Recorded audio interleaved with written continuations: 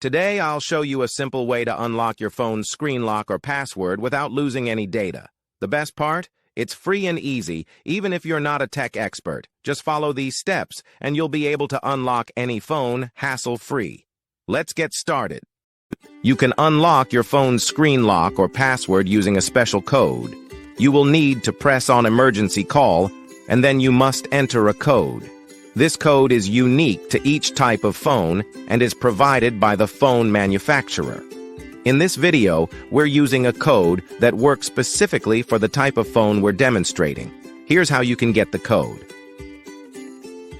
Visit this website that provides unlock codes for free using a unique method. And that's it. Now you can unlock your phone without losing any data. See you in the next video. Bye.